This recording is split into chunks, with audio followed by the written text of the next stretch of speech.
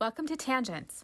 I'm Susan Farley, Project Manager for McLaughlin Research Corporation, and I support the Public Affairs Office at the Naval Undersea Warfare Center, Division Newport. June is Pride Month, and we're excited to bring you a special series to celebrate. Vima Manfredo is Division Newport's Special Emphasis Program Manager for LGBTQ+A, and she has taken over as host of Tangents. She's assembled a wonderful lineup of guests, and there have been some great thought-provoking conversations detailing the struggles and the goals of the LGBTQ community. This episode features a conversation with Jeffry Priela-Tam, also known as Stormtrooper Jeff. Vima asks him about his unique way of fundraising for LGBTQ projects. He dresses as a stormtrooper from Star Wars and runs 5Ks and other races to raise money for charities. This is when I found out what a big Star Wars fan Vima is. Have a listen. Hi, Jeffrey. I'm Vima, and I'm here with Susan. I took over for the Tangents podcast for the month of June, basically taking over the world for her. But I'm so happy that you could join us. If you could introduce yourself for our listeners. Yeah, of course. Hi, everyone and everybody else who's listening. My name is Hospital Foreman First Class Jeff Priela. I'm currently stationed with CG-1 MEF over in Camp Pendleton in California. I've been in the Navy for about 15 and a half years now. It's going to be 16 this December. I've been all over the place. I've been bi-coastal. I've been to Hawaii. I've been on a ship. Served as Marines. I've still got 6 years left of active duty before I retire. Hopefully I'll make peace before then. But yeah, it's been a wild ride being in the Navy, meeting so many different people and experiencing so many great things. That's great. So talk to us about your military background. I know you have a history of military service in your family. If you wanted to expand that on that a little bit. Yeah, sure. So when I joined, before I joined the military, I was actually in school. I went to the California Institute of the Arts. So I graduated with a bachelor's degree in fine art. And since 2005 wasn't looking too well for the job market, and the military was a primary interest during college, I decided, you know what, I'm just going to go ahead and jump right in and enlist in the Navy. So I did, which is kind of weird to go from art school to active duty military in 3 months. It's such a strange transition. But, my brother was in the Navy as well in the late 80s, early 90s. He got out after 14 years. And my dad, he was in World War II. He was a POW during World War II. And carrying on our military legacy, my nephew just commissioned this past Friday on board the USS Midway. So he's going to be a surface warfare officer. Wow. On board the USS Ashland in Sasebo come October. So we're pretty happy about that. We're pretty thrilled. I was there to witness that. Just to see another member of our family enlit or commissioned this time around. It's really thrilling. But yeah, that's basically it in a nutshell for my military service. So we've had a continuous line of sailors, as it were, except for my dad, who was in the Army. That's amazing. So I know you served before 2011. Can you talk to us a little bit about your experience during Don't Ask, Don't Tell? So when Don't Ask, Don't Tell, when I enlisted, it was kind of sort of going towards its final inevitability, its tail end, as it were. I enlisted in 2005, and the policy was still intact then. I remember in your enlistment paperwork, it had a little disclaimer, and you had to initial it or mark it saying, I'm not homosexual and do not engage in non-sexual practices, blah, blah, blah, blah, blah. If I find out that I was lying, you would be prosecuted in the fullest extent of the law or something along those lines. I still have my paperwork that said that, and I saw it the other day, and I'm like, oh, that's a bit of a nasty thing. but it's funny because you have all these apprehensions of LGBTQ plus folks that are trying to enlist today. The experience is a lot more different. Like today, you see they just come in all shapes and sizes. Nobody really questions it. Nobody really faces that much of a scrutiny. Unlike back then. I mean, back then when I enlisted, there wasn't much, at least from what I experienced. In fact, in boot camp, I told everybody that, I kind of lean this way. And nobody really cared because we were all suffering at the same time, trying to clean up after ourselves and getting yelled at. So they had other things to worry about. Misery loves company, I suppose. But, before 2005, oh yeah, it was horrible. I mean, Don't Ask, Don't Tell was a compromise under the Clinton administration because they wanted to do a blanket ban on gays and lesbians serving openly. And this was the political compromise saying, hey, you can still serve, however, you cannot live your authentic life. Which, if one had to boil it down, you're pretty much saying, yeah, you're going to have to lie about who you really are. And that's not kosher. Right. So when that changed, how did your life open up after that? So leading up to it, I was in Hawaii. It wasn't, I mean, I knew there were gay people and I made friends with them on my first duty station. But, none of us were really out, except for like one or two, but people were written in with like an open secret. But when I started to get a little bit more active with activism for the repeal of Don't Ask, Don't Tell, I was in Hawaii and I was serving there. That's when I really started to meet other other LGBT service members from all of the branches. I do remember the day that repeal finally was signed. It was on a Tuesday at like 1600, and I was listening to the news reports and the radio shows and the media basically covering it. It was a Tuesday. Of course, you're in Honolulu and you're stuck in traffic, and the most beautiful sunset was starting, and it felt liberating. It's like, holy cow, you don't have to pretend anymore. You don't have to lie anymore. And around that time, I was already getting my feet wet with activism, working with OutServe. That was an association of LGBT service members, essentially proving to the world that, hey, despite the fact that we are who we are, we can still serve, and we did. That's great, because once you're able to live your authentic life and also fulfill your purpose in the military or in the civilian workforce, like the workforce we have here, you have all this freedom to give your 100% to your job, because you don't have that nagging thing in the back of your mind. Right. It's so back then, I did a bunch of interviews in Hawaii and the mainland, and I equivocated the whole experience to this. Imagine if you're trying to run a 5K or a marathon, right? You're competing in this high endurance sport. Everybody else is allowed to breathe but you. That's awful. How are you going to perform, right? You're That's not, so great.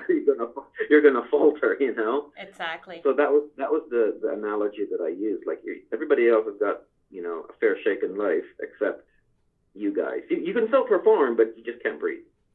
Oh, okay. Well, I guess I'll just die then. Well, I like how you brought up that as an analogy, because you're running now as part of your platform. How did you get into that? How did that start? Well, I'm a huge nerd. Same. As most members of the militaries are, they tend to be influenced by pop culture and sci-fi and anime and whatnot. But my specialty is sci-fi. So I joined the military because I was influenced by Gene Roddenberry and Star Trek and Star Wars, I really liked that idea, that utopian vision of the future, of everybody getting along and everybody serving together and pulling together in a crisis and solving all these impossible problems. Also leadership style, the leadership styles of Captain Kirk, Captain Picard, all those guys. But what really got me going was Star Wars. Vima and I were talking about Star Wars before we called you for the podcast. Right. Well, everybody now knows it. It's because there's been a renaissance in the genre. Well, I was telling Vima that I saw it because I'm old. I saw it when it came out in the 70s, like, originally. Right. I was like 5, but still, I saw it. Exactly. It's like one of those precious moments, like, oh, I was there when I saw it in the cinemas when it first came out, and I didn't. The first Star Wars movie that I actually saw in the cinema was one of the prequels. That's what Vima said. Yeah, that was the same with me. So, going back to Star Wars, there was a seed that was planted in my head a while back, and it started with Iron Man, the Marvel series. I was really fascinated with the idea of an armor, a suit of armor, and I was enthralled with the story of Iron Man doing all these great things. But I was also enthralled with the Empire, and the idea of a structured military organization, and the Stormtrooper Corps, Darth Vader, Imperial Admirals, and what have you. So in 2016, it finally came into fruition. I moved to Connecticut from North Carolina to a new duty station, and after saving some money, I found a guy in armor who made Stormtrooper costumes, and it was like $550 or whatever. So I bought a set, and I tried my best to put it together as close to screen accurate as possible. And he asked me, like, what are you going to do with it? Like, well, I've got this weird idea of doing things for charity as a Stormtrooper. And after, in the midst of building this armor, I found a guy in the UK by the name of Jeremy Allenson. He's a Royal Air Force officer, an 04 type. And I read probably one of the most impressive things I've ever read. He did the London Marathon in a full Stormtrooper armor. Oh, wow. That's crazy. And how comfortable is your Stormtrooper armor? Oh, it's not. I was going to say, it doesn't seem like it would be. It is hateful. Oh, no. Watching, reading up on him, watching all of the media that was surrounding him, he raised like thousands of dollars by himself. And then he continued that tradition. He ran like 100K around Pinewood Studios, which is where the UK film set for where they filmed Star Wars. He did all this. He even ran a full marathon in Afghanistan while he was deployed with his armor. Like, it was pretty badass. So I was like, I'm going to start small. I'm going to start doing 5K. That's manageable. Yeah. And the first 5K, it took me 20 million years to complete, but completed it. But for about 20 to 30 of those 5Ks that I did in Connecticut, it was nothing but testing and fielding. It was just tweaking the armor a little bit more so that I can run a little bit faster, run a little bit more comfortably. Because still to this day, even when I do these rucks, it's a very hateful experience. You're torturing yourself. Yeah, I really am. But it's for a good cause though, because last year, in the height of the COVID pandemic, I was able to raise like $20,000 by myself. Wow. That's awesome. Doing Good for you. online marathons and 5Ks and whatever, and all these monies, they got dispersed to all these different nonprofit groups like the Modern Military Association, who took over for Outserve, donated it to Sparta, which is a trans advocacy group, donated to the NAACP, pretty much everyone. So it really does pay off in the end. It's worth it. Yeah, it's worth all the sweat and tears. Yeah, and it makes people laugh too. You know, it's like one of my favorite things before the pandemic was whenever a 5K starts, I show up maybe like an hour or 30 minutes early, and I get suited up and whatnot. People start to notice you. They're like, is that guy really going to run? What the hell is that, a stormtrooper? Does everyone want to take pictures with you? Yeah. Because I would want to take a picture with you. Yeah. Oh, yeah. Every time, without fail. So once I get armored up, I really like to push my way all the way to the front of the line of the race, where all of the elite runners are, all the fast runners, all the fast ones, yeah. And so they're all like stretching and showing off and whatnot with their sculpted bodies and their fit, whatever. And then here comes me clinking and clanking away, breathing heavily, just standing next to them, and they're looking at me. They get weirded out for about 5 seconds, and it throws them off. And the look on their faces when they see me, and if we ever make eye contact, it's like, yeah, you are going to be running against me. I will not finish ahead of you, but damn it, you ran with the Stormtrooper today. That is quite an experience. I absolutely love it. I went on the internet finding all the pictures of you running, and they're all amazing. But this is such a great example on how a single person can make such an impact to so many different lives on so many different levels. You're raising awareness and funding for so many different organizations, and it's a party of one. But the impact that you've done, it's enormous. Yeah, I mean, the bigger the event, obviously, the more visibility you get. But I have a presence online, so I just do it on that. And I don't do it for any of the glory or anything like that. I mean, yeah, if there's going to be a medal, I'll take the medal home and put it up on my wall, and take off my armor, crash on the couch afterwards. But I never really get anything back from it. It's just, all right, I'm here. I'm paying the $40 to go. I think you get a lot back. I think that's got to feel so good at the end of the day. Number one, taking off the suit. But number two, just knowing like how much you've raised, like that's got to feel so good. And it kind of, I would guess it makes you want to do more stuff. Yeah, it does. And it drives me more to do just a little bit more. Just a little bit more. Yeah. But, I have to be wary about donor fatigue. I don't want to have to keep, milking the same cow over and over again. So I've taken a break for a little bit, mainly because I have to put up a new armor. But yeah, I don't want to, I guess, dilute the water, as it were. No, that's smart. You want to pace yourself, really.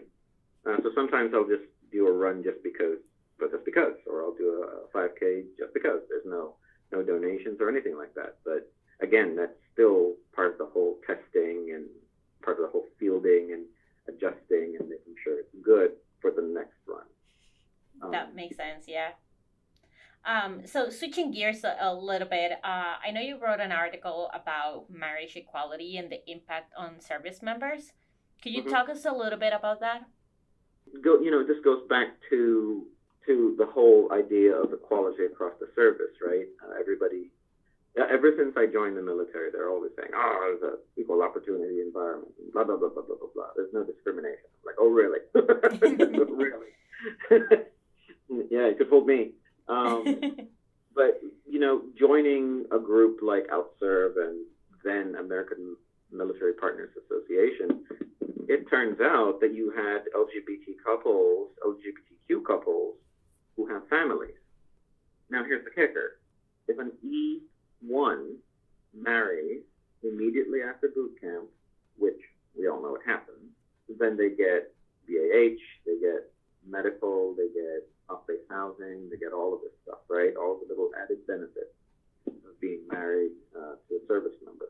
Well, back in the day, yeah, if you were, one, marriage equality wasn't a thing, so same-sex marriage wasn't even legal, and two, if you had a kid because you co-adopted or one of you adopted and you're now jointly raising, you don't get any of that access to the benefits, right?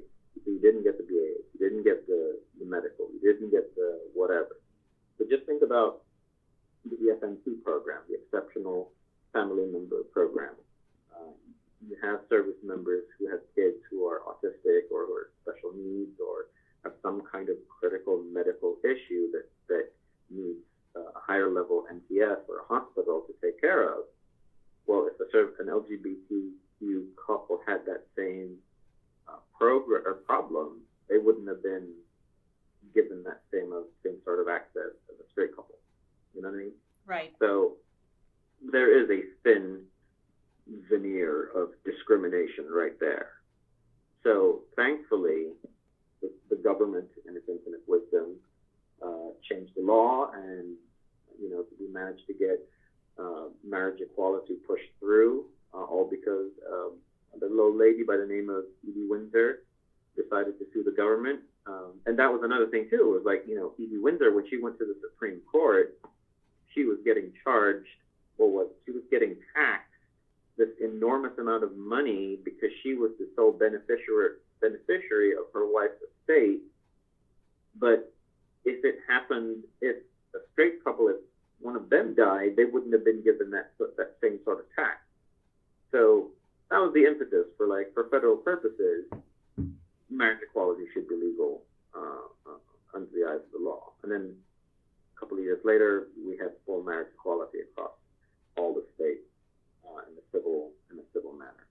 Yeah, and that is such an important event. I know that happened a little while back, but I remember a lot of folks saying, well, I don't understand why you want to get married, thinking about the classic marriage of a couple that doesn't get along together, but they're still married 50 years later, and that trope. Yeah. But the reality of the situation is that the importance of marriage equality is, like you said, it's giving those benefits to your family if you're a service member, or being able to make end-of-life decisions for your husband or wife or partner, and having that protection from the law. If your partner is in the hospital, being able to go and see them without having their family prohibit you from going into the room. Yeah. So, yeah, and that's a very good point. Imagine if I got deployed to Afghanistan or to the Middle East or wherever, right, to, Bermuda, and something happened in Bermuda where, I suddenly died. If marriage equality wasn't in the book, or it wasn't recognized by the federal government, my husband would, one, not have been notified, and two, none of my benefits would go straight to him. So he'd have been left out in the cold. Yeah. It goes back to that same analogy of asking a group of people, hey, you're all going to run a marathon, except you two over there who are gay married. You can run it, but you have to run it separately, and you cannot breathe. Oh, and you have to carry this weight along with you too, but make sure you win. It's basically not fair. Yeah, that is a great analogy. It's such a burden. And I'm glad that we are past that. There's a lot of work to be done still, but there are small wins like marriage equality passing, like the repeal of Don't Ask, Don't Tell. So we still have a lot of things to celebrate, which brings me to, what does Pride Month mean to you? What do you celebrate on Pride Month? It's a loaded question. What does Pride Month mean to me? So, funnily enough, for people who are young, Pride Month is about expression and being able to be who you are, be truly who you are, without facing any sort of repercussion from your friends, your family, your neighbor, your government, anything like that. This country values personal freedom. So why not make orientation part of that mantra?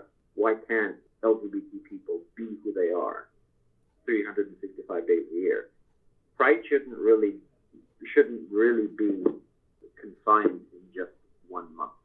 And that goes for all of the other observations throughout the year. Asian American Pacific Islander Month, or African American History Month, or whatever. It needs to be a 365, 24/7 evolution.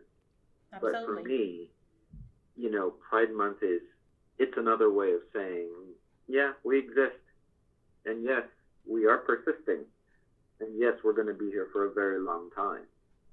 It marks the struggles that LGBTQ service members have made and the LGBTQ people in general have made since the founding of this republic. If you think about it, if you go back in time, did you know that the first military officer to actually organize the Continental Army into a credible force, Baron von Steuben, right? He was gay. Yeah.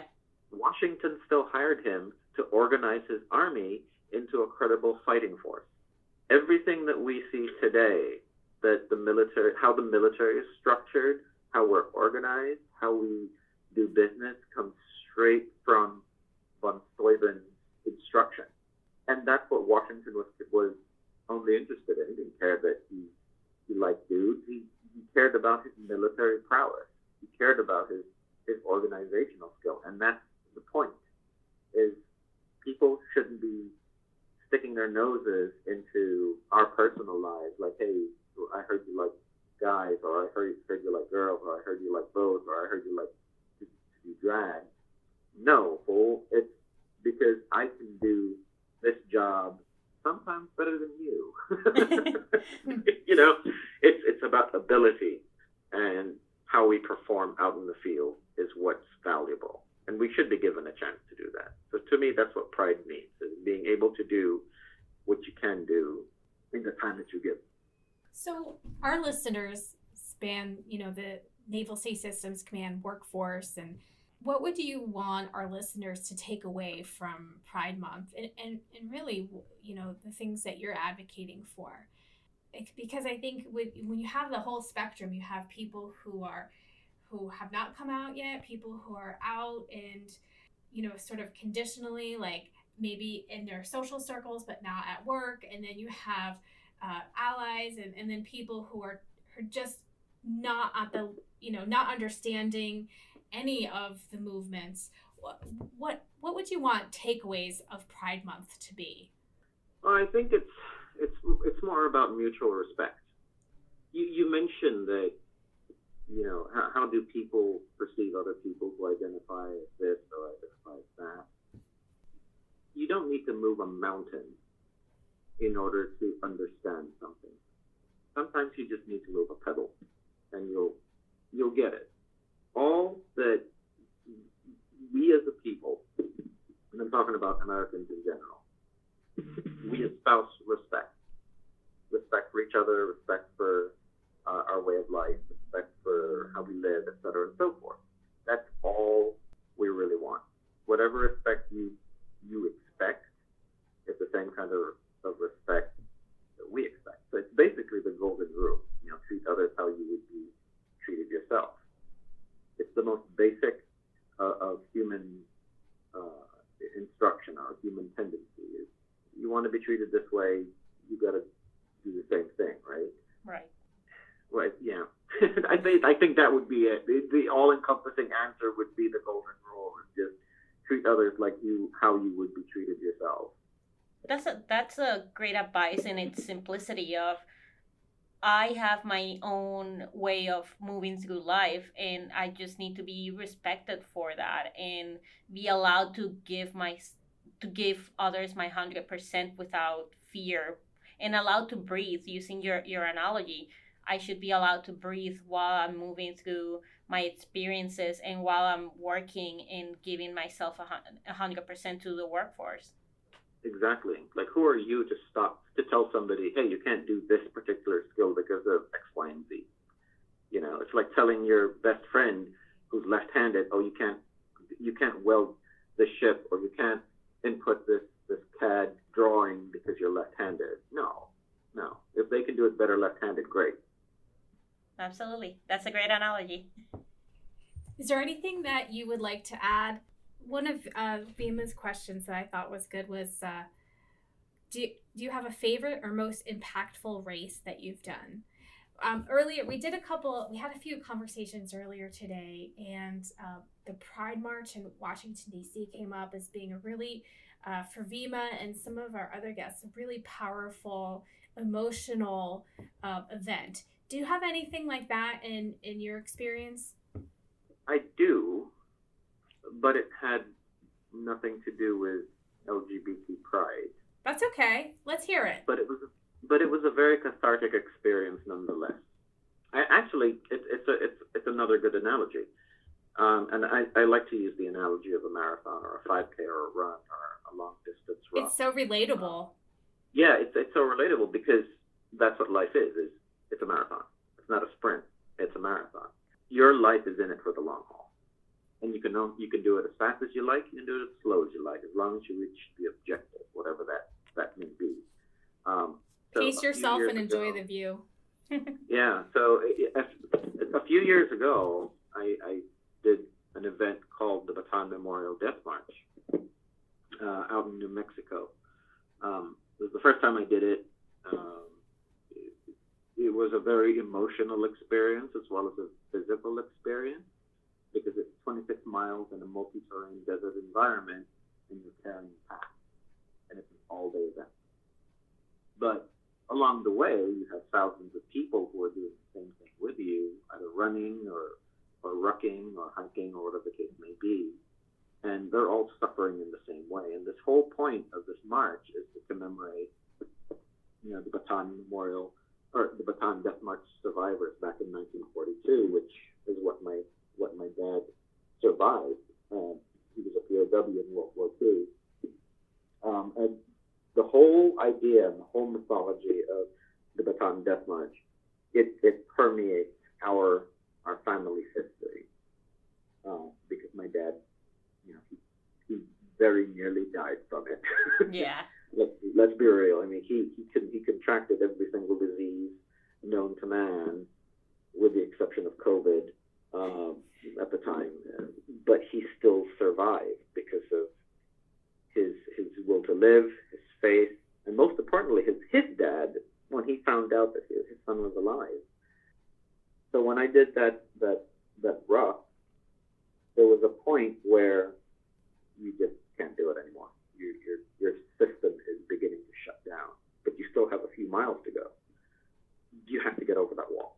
And for me, it was a very cathartic experience hitting that wall because you had to reach deep down into yourself and find whatever it is that will make you take that one step. And of course, one step leads to another step, and so on and so forth. You just keep on going that way. So that was my thing, is, reaching the 20-mile marker. Going up the hill, it was just ridiculous. I was suffering. And I had one of those communions with the force sort of experience, and I thought about my dad and, his experiences during the actual death march, and that spurred me to go on.